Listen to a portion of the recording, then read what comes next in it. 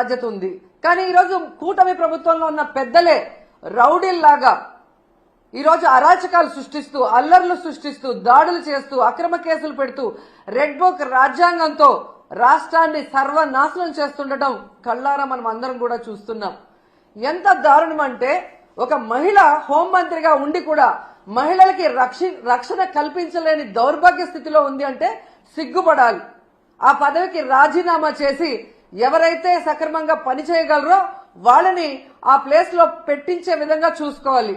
కానీ జగన్ గారిని, భారతి మేడంని, మిగతా వైఎస్ఆర్సీపీ నాయకుల్ని తిట్టడానికే హోంమంత్రి పదవి ఇచ్చినట్టు ఆవిడ మాట్లాడుతున్న మాటలు చూస్తుంటే చాలా సిగ్గుచేటు.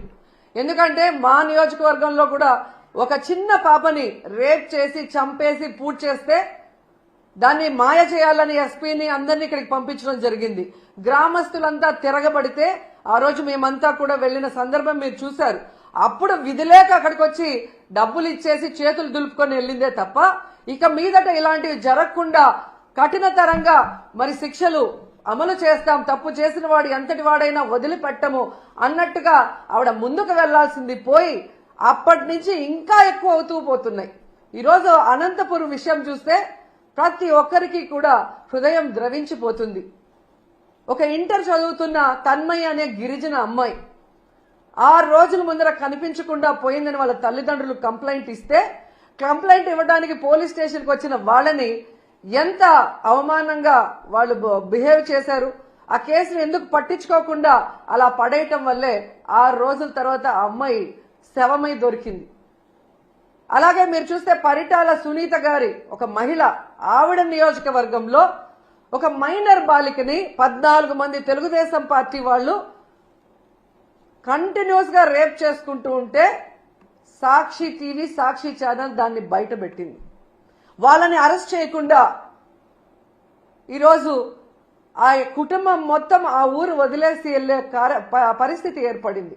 ఆడపిల్ల ప్రాణాలు తీయటం, మానాలు తీయటం వీళ్ళకి సహజమైపోయింది. దానికి హోంమంత్రి గారు అండగా నిలబడటం అనేది సిగ్గుచేటు.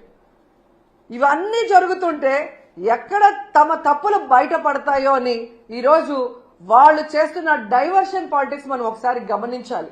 ఎందుకంటే ఇదే పవన్ కళ్యాణ్ గారు అధికారంలో రావటానికి ముందు మహిళలకి నేను అండగా ఉంటాను, మహిళలకి ఇబ్బందికరమైన ఏవి చేసినా ప్రభుత్వాన్ని నిలదీస్తాను, తప్పు చేసిన వారిని శిక్షిస్తానని మాట్లాడిన పవన్ కళ్యాణ్ గారు ఈ రాష్ట్రంలో ఎక్కడ మహిళలకు అన్యాయం జరిగినా ఈ రోజుటి వరకు నోరు తెరవలేదు. తప్పు చేసిన వారిని శిక్షించమని ప్రభుత్వం మీద ఒత్తిడి తీసుకురాలేదు. అది అనంతపురం అయినా, పిఠాపురం అయినా, తిరుపతి అయినా, అమరావతి అయినా, ఎక్కడ ఏ మహిళకు అన్యాయం జరిగినా ఆయన పట్టించుకోకపోవడం రాష్ట్రంలో ఉన్న మహిళలందరూ కూడా గమనించాలని ఈ సందర్భంగా తెలియజేసుకుంటున్నాను. హోంమంత్రి గారుగా తన అధికారాన్ని ఉపయోగించి ఆడవాళ్ళని కాపాడాల్సిన అనిత గారేమో నా దగ్గర లాఠీ ఉందా, నా భుజాన గన్నుందా, నేనేం చేయగలను మాట్లాడిన గొప్ప వ్యక్తి. అలాంటప్పుడు మీకు చేత కాకపోతే మీరు ఫెయిల్యూర్ హోంమంత్రి అని తెలిసినప్పుడు ఎందుకు పక్కకి తప్పుకోవటం లేదు? ఈరోజు డైవర్షన్ పాలిటిక్స్ లో రెడ్ బుక్ రాజ్యాంగం అంటూ పోలీసుల్ని కేవలం వైఎస్ఆర్ కాంగ్రెస్ పార్టీలో ఉన్న నాయకులకి, సింపథైజర్స్ కి తప్పుడు కేసులు పెట్టి వాళ్ళని అరెస్ట్ చేయించి వాళ్ళ జీవితాలు నాశనం చేయడానికే ఉపయోగిస్తున్నారు కదా. నిన్నైతే మరీ ఘోరమైన విషయం. అసలు ఇది రెడ్ బుక్ రాజ్యాంగానికి పరాకాష్ట. కొమ్మినేని శ్రీనివాసరావు గారు అంటే చేతులెత్తి నమస్కరిస్తారు. అంత గొప్ప జర్నలిస్ట్. 70 ఏళ్ల వయసులో ఆయన మీద ఎస్సీ ఎస్టీ తప్పుడు కేసు పెట్టి ఈరోజు హైదరాబాద్ నుంచి ఎలా మీరు తీసుకొచ్చారో ఈ రాష్ట్ర ప్రజలందరూ కూడా గమనిస్తున్నారు. దీని గురించి మనం నిజంగా చాలా క్లియర్ కట్ గా మాట్లాడుకోవాల్సిన అవసరం ఉంది. ఆంధ్రప్రదేశ్లో ఈరోజు ఎవ్రీ మార్నింగ్ అన్ని పేపర్లో ఉన్న హెడ్లైన్స్ ని డిస్కస్ చేసే క్రమంలో అమరావతిలో ఏ విధంగా రైతుల దగ్గర ఇప్పటికే 50,000 ఎకరాలు లాక్కొని వాళ్ళకి ఇంతవరకు ఏం చేయకుండా ఇంకా 50,000 ఎకరాలు దోచుకొని వాళ్ళు రియల్ ఎస్టేట్ చేసుకోవాలన్న క్రమంలో ముందుకు వెళ్తుంటే అక్కడున్న రైతులు తిరగబడి ఇవ్వకుండా వాళ్ళ మీద ఎదురు తిరుగుతుంటే అది ప్రజలకు తెలియకూడదని దాని మీద సాక్షిలో డిస్కషన్ రావటం అనేది వాళ్ళకి నచ్చలేదు. ఇక్కడ ఇంకొకటి ఏంటంటే ఆ డిస్కషన్లో ఒక జర్నలిస్ట్ డిస్కషన్కు వచ్చిన ఒక జర్నలిస్టు ఒక మాట ఏదో మాట్లాడారని దాన్ని ఆ క్షణంలోనే కొమ్మినేని గారు ఖండించారు. నాకు తెలిసి ఆయన డిస్కషన్స్ లో ఎప్పుడూ కూడా ఎవరూ కూడా తప్పుగా మాట్లాడితే ఆయన ఒప్పుకోరు, వెంటనే ఖండిస్తారు. అలాంటి గొప్ప వ్యక్తిని ఈరోజు ఎవరో మాట్లాడిన దానికి తన తప్పు చేయకపోయినా క్షమాపణ కోరిన కొమ్మినేని శ్రీనివాస్ గారిని అరెస్ట్ చేసి సంబంధమే లేకుండా ఎస్సీ ఎస్టీ కేసు పెట్టి ఈరోజు జగన్ గారు భారతమ్మ క్షమాపణ చెప్పాలి అని చంద్రబాబు నాయుడు, లోకేష్, హోంమంత్రి అనిత గారు డిమాండ్ చేయడం చూస్తుంటే ఈ రాష్ట్ర ప్రజలకి నవ్వాలా ఏడవాలా అర్థం కాలేదు. ఈరోజు నేను సూటిగా ప్రశ్నిస్తున్నా చంద్రబాబు నాయుడు గారిని, అనిత గారిని, లోకేష్ గారిని, క్షమాపణ అంటూ చెప్పాల్సి వస్తే అది మొదట ఎవరు చెప్పాలో తెలుసా? కోడలు మగబిడ్డని కంటే అత్త సంతోషించదని ఆడవాళ్ల పుట్టుకనే అవమానించిన చంద్రబాబు నాయుడు ముందు క్షమాపణ చెప్పాలి. ఆడపిల్ల కనిపిస్తే ముద్దు పెట్టాలి లేదా కడుపైనా చేయాలి అన్న బాలకృష్ణ గారు క్షమాపణ చెప్పాలి. అలాగే మీరు చూస్తే జగనన్న తన కూతుర్లు చూడటానికి లండన్కి వెళ్ళినప్పుడు ఆయన గురించి నీచంగా మాట్లాడిన లోకేష్ క్షమాపణ చెప్పాలి. అలాగే భారతమ్మ విజయమ్మ గురించి నిన్న ఎంత ఘోరంగా మాట్లాడారో మీరు చూశారు అనిత గారు, ఆవిడ క్షమాపణ చెప్పాలి. అలాగే నన్ను బండారు సత్యనారాయణ ద్వారా ఎంత దారుణంగా ఎంత బూతులతో మాట్లాడించారో దానికి బండారు సత్యనారాయణ మాట్లాడించిన చంద్రబాబు నాయుడు, లోకేష్ క్షమాపణ చెప్పాలి. అలాగే మీరు చూస్తే ఆఫీసర్స్ని గతంలో హోమ్ మినిస్టర్గా చేసిన సుచరిత గారిని, అలాగే నన్ను చాలా వల్గర్గా మాట్లాడిన ఇప్పటి స్పీకర్ బండారు సత్యనారాయణ గారు క్షమాపణ చెప్పాలి. అలాగే ఈ మధ్య కాలంలో టీడీపీ ఆఫీస్ నుంచి ఒక సైకో చేబ్రోల్ కిరణ్ అనేవాడు భారతీ మేడంని ఎంత అసభ్యంగా మాట్లాడారో మీరు అందరూ కూడా గమనించారు. మరి టీడీపీ ఆఫీసులో అతనితో మాట్లాడించిన చంద్రబాబు నాయుడిని, లోకేష్ ని క్షమాపణ చెప్పాలి, వాళ్ళ మీద కేసులు కూడా పెట్టాలి అంత ఘోరంగా మాట్లాడినందుకు. నిన్న మీరు చూస్తే మూర్తి గారి డిబేట్ లో సంబంధమే లేకుండా రేణుకా చౌదరి గారు ఎంత అడ్డదిడ్డంగా మాట్లాడుతుందో మనం గమనించాం. మరి ఆవిడ మీద ఎందుకు కేసు పెట్టలేదు? మూర్తి గారి మీద ఎందుకు కేసు పెట్టలేదు? ఎందుకు బిఆర్ నాయుడు గారు క్షమాపణ చెప్పలేదని నేను అడుగుతున్నాను. ఈరోజు సాక్షిలో మాట్లాడారన్నారు, అదే మాటలు ఆయన మాట్లాడిన విధానం తప్పు కృష్ణంరాజు అనే వ్యక్తి. కానీ అదే వార్తలు టైమ్స్ ఆఫ్ ఇండియాలో వచ్చాయి, అదే న్యూస్ ఈటీవీలో వచ్చింది. మరి వాళ్ళ ఆఫీసుల మీద ఎందుకు దాడులు జరగలేదు? వాళ్ళ మీద ఎందుకు కేసులు పెట్టలేదు? కేవలం సాక్షి మీద ఎందుకు దాడులు చేస్తున్నారు? అలాగే ఎందుకు సాక్షిలో మాత్రమే ఈరోజు కొమ్మినేని గారి మీద తప్పుడు కేసు పెట్టి అరెస్ట్ చేశారని నేను అడుగుతున్నాను. ఎందుకంటే కొమ్మినేని గారి మీద ఎప్పటి నుంచో లోకేష్ కి, చంద్రబాబు నాయుడికి కక్ష. గతంలో అమరావతి భూములు, 3 పంటల భూములు దోచుకొని రియల్ ఎస్టేట్ చేస్తున్నారన్న క్రమంలో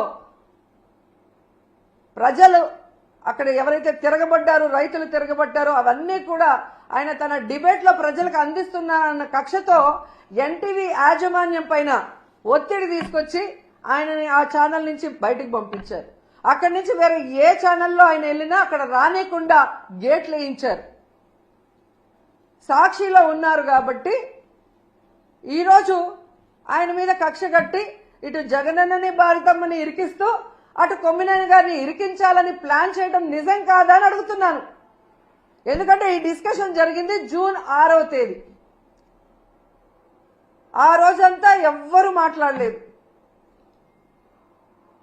ఆ జరిగిన నెక్స్ట్ సెకండ్ అది తప్పు అని చెప్పి తాను తప్పు చేయకపోయినా సారీ చెప్పారు జర్నలిస్ట్ గారు. కొమ్మినేని గారు.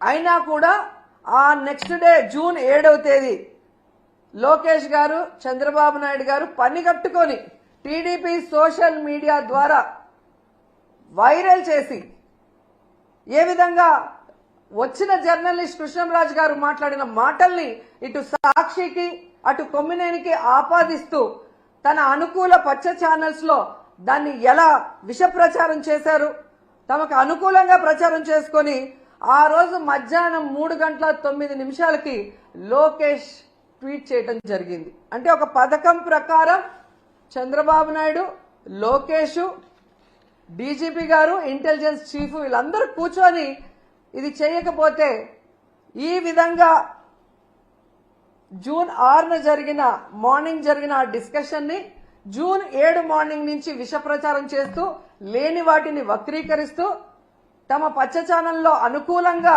మాట్లాడించుకొని తమకి వైఎస్ జగన్ గారి కుటుంబ సభ్యుల మీద అసభ్యకరమైన పోస్టింగ్లు పెట్టించి రాష్ట్రంలో ఉన్న అన్ని పోలీస్ స్టేషన్లో తెలుగుదేశం పార్టీ నాయకులతో కేసులు పెట్టించి ఆ వ్యాఖ్యలతో సంబంధం లేని సాక్షి మీద దాడులు చేసే విధంగా అందరినీ కూడా రెచ్చగొట్టింది నిజం కాదా అని నేను అడుగుతున్నా. ఆ తర్వాత 3వ రోజు జూన్ 8 అదే ప్రచారాన్ని తమ అనుకూల మీడియాతో కంటిన్యూ చేయిస్తూ ప్లాన్ ప్రకారం మధ్యాహ్నం 1:49 చంద్రబాబు నాయుడు ట్వీట్ చేశాడు, వీళ్ళని అరెస్ట్ చేస్తాను అని. అడిగింది కొడుకు, చేయించింది తమ పార్టీ నాయకులతో కంప్లైంట్లు ఇప్పించి తమ పచ్చ ఛానళ్లతో తప్పుడు ప్రచారం చేయించి పెద్ద మనిషిలాగా దాన్ని కేసు పెట్టి అరెస్ట్ చేస్తానన్నట్టుగా ఈయనతో మాట్లాడిస్తూ అదే పథకంలో భాగంగా పవన్ కళ్యాణ్ ఆఫీస్ నుంచి Pawan Kalyan press note release చేసినట్టు 3:40 ప్రెస్ నోట్ రిలీజ్ చేయడమే కాకుండా సాయంత్రం 6:45 పవన్ కళ్యాణ్ గారి ద్వారా ట్వీట్ చేయించారు. జూన్ 9 ఉదయం 11 గంటలకి కొమ్మినేని గారిని అరెస్ట్ చేసి కంటిన్యూస్ గా సాక్షి ఆఫీసులు ఎక్కడెక్కడ ఉన్నాయో తిరుపతి, అనంతపురం, కడప, విజయవాడ, శ్రీకాకుళం ఇలా అన్నిటి మీద మూకుమ్ముడిగా దాడులు చేయించారు. ఆ దాడులు చేసిన వీడియోలు, ఫోటోలు చూస్తే మీకే అర్థమవుతుంది. దాంట్లో ఎమ్మెల్యేల భార్యలు, కొడుకులు, కార్పొరేటర్లు, కౌన్సిలర్లు, టీడీపీ నాయకులు స్పష్టంగా కనిపిస్తున్నారు.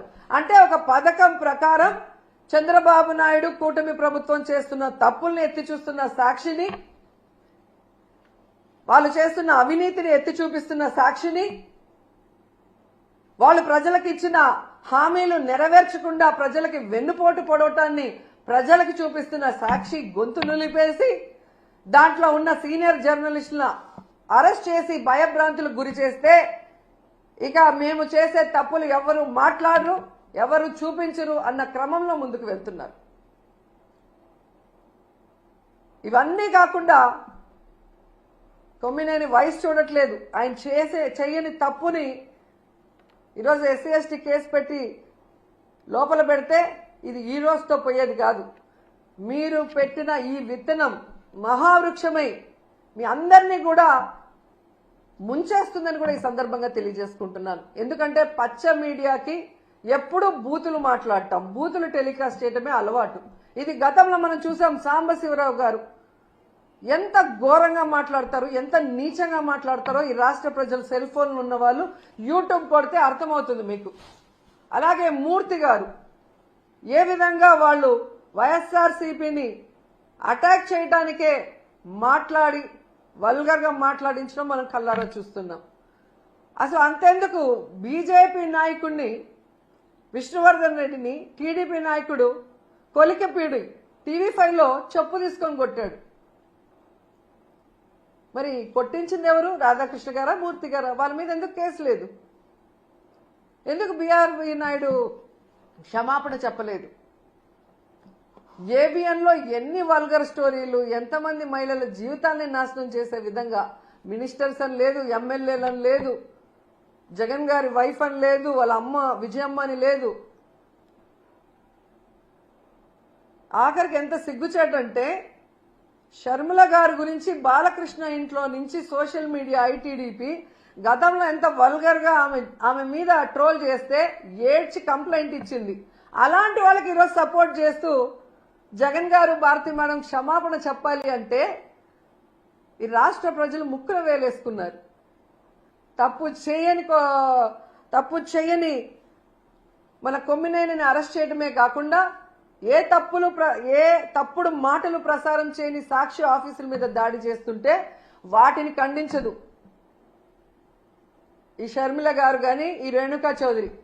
ఇంతమంది ఆడవాళ్ళని రేప్ చేస్తున్నారు, నరికేస్తున్నారు. అలాంటి వాళ్ళ గురించి మాట్లాడరు ఒక ఆడవాళ్ళ ఉండి. కానీ జగన్ గారు భారతి మేడం గారి గురించి మాట్లాడాలంటే ఒంటికాలతో వస్తారు.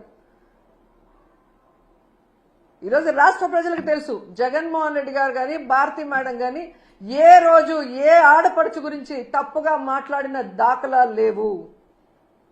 జగన్ గారైతే ప్రతి ఆడపడుచుని ఒక తల్లిలాగా, ఒక అక్కలాగా, ఒక చెల్లిలాగా ఎంత అభిమానంగా భావించి వారికి మంచి చేయాలన్న ఆలోచనతోనే మహిళలకి గౌరవాన్ని పెంచే విధంగా, వాళ్ళు ఆర్థికంగా ఎదిగే విధంగా, రాజకీయంగా ఎదిగే విధంగా 5 సంవత్సరాల కాలంలో ఆయన పరిపాలించి సంక్షేమాన్ని అందించారో ప్రతి ఒక్కరికి తెలుసు.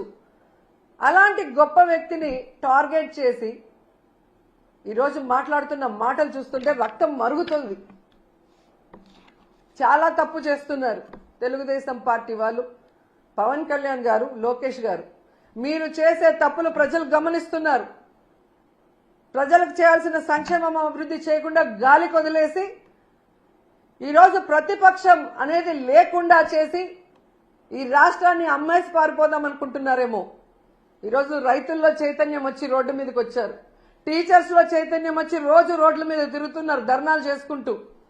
వాలంటీర్స్ రోడ్డు మీదకి వచ్చారు. మహిళలు ఈ రోజు రోడ్డు మీదకి వచ్చారు.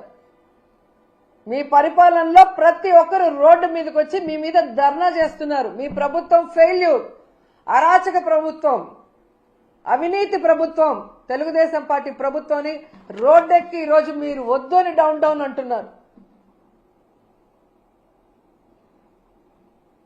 వాటిని సరిదిద్దుకోవడానికి ట్రై చేయండి. ఇప్పటికైనా మహిళల రక్షణ మీద, మహిళా సంక్షేమం మీద దృష్టి పెట్టండి.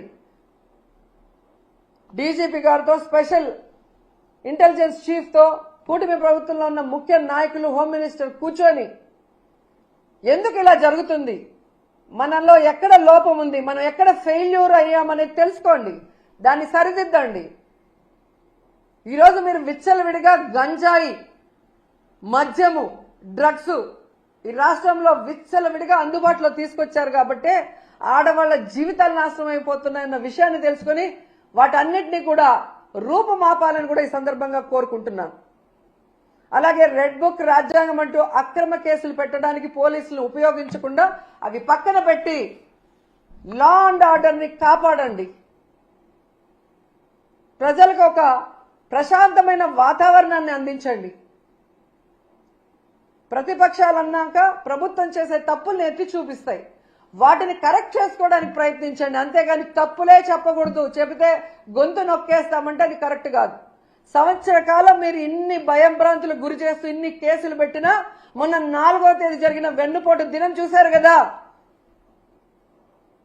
ఏ విధంగా జనాలు బయటకు వచ్చి మీ మీద వ్యతిరేకతతో, మీ మీద అసహ్యంతో మీరు వద్దు అని చెప్పి రాష్ట్ర వ్యాప్తంగా నిరసనలు చేశారో గమనించండి.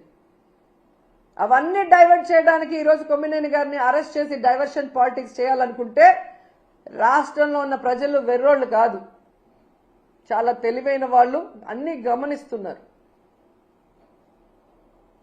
సో ఇప్పటికైనా అక్రమ కేసులు అనేది పక్కన పెట్టి కొమ్మినేని గారి అరెస్టు ఖండిస్తున్నాం, ఆయన్ని వెంటనే విడుదల చేయాలని డిమాండ్ చేస్తున్నాం. అలాగే సాక్షి మీద దాడులు చేసిన తెలుగుదేశం జనసేన నాయకులు ఎవరైతే ఉన్నారో ఆ ఫోటోలు, వీడియోలు చూసి వాళ్ళందరినీ కూడా అరెస్ట్ చేయాలని కూడా ఈ సందర్భంగా తెలియజేసుకుంటున్నాం. లేదంటే జగన్మోహన్ రెడ్డి గారి లాగా లాస్ట్ 5 ఏళ్ళు, అంతకుముందు రాజశేఖర రెడ్డి గారి లాగా మంచితనంతో రాబోయే కాలంలో ఉండబోయేది లేదు. 10 ఏళ్లలో మీరు ఎంత మాట్లాడినా మిమ్మల్ని పట్టించుకోలేదు, కానీ ఈ రోజు పట్టించుకుంటాము అని కూడా మీకు హెచ్చరిస్తున్నాం. వెంటనే అనంతపూర్లో తన్మయ్య అనే అమ్మాయికి అన్యాయం జరిగింది, దానికి కారణం ఎవరు అని చెప్పామని వాళ్ళ తల్లిదండ్రులు క్లియర్గా నిన్న ఇంటర్వ్యూలో చెప్పారు. వాళ్ళని పట్టుకొని అమ్మాయిని చంపింది ఎవరో తెలుసుకొని ఇప్పటికైనా అమ్మాయి ఆత్మ శాంతించాలంటే తప్పు చేసిన వాళ్ళని శిక్షించండి, ఆ కుటుంబానికి అండగా నిలబడండి. అలాగే పరిటాల సునీత గారి నియోజకవర్గంలో ఒక అమ్మాయిని ఇన్ని నెలలుగా రేప్ చేస్తుంటే మరి ఆమె ఏం చేస్తుందో నాకు అర్థం కావట్లేదు. ఒక మహిళగా ఎమ్మెల్యేగా ఉండి తెలుగుదేశం పార్టీ వాళ్ళని క్లియర్ కట్ గా పేర్లతో కూడా ఇచ్చారు. వాళ్ళని అరెస్ట్ చేసి వాళ్ళని కఠినంగా శిక్షించాలి. ఇక మీదట మహిళలకి ఇలాంటివి జరగకుండా రక్షణ కల్పించే దిశగా దిశ యాప్ కానీ దిశ చట్టంతో గతంలో మేము ఎలా కంట్రోల్ చేశామో అలా మీరు చెయ్యాలి. వాటిని నిర్వీర్యం చేసి మహిళల జీవితాలతో చెలగాట మాడితే మాత్రం ఒప్పుకునే పరిస్థితి లేదు అని చెప్పి హెచ్చరిస్తున్నాం.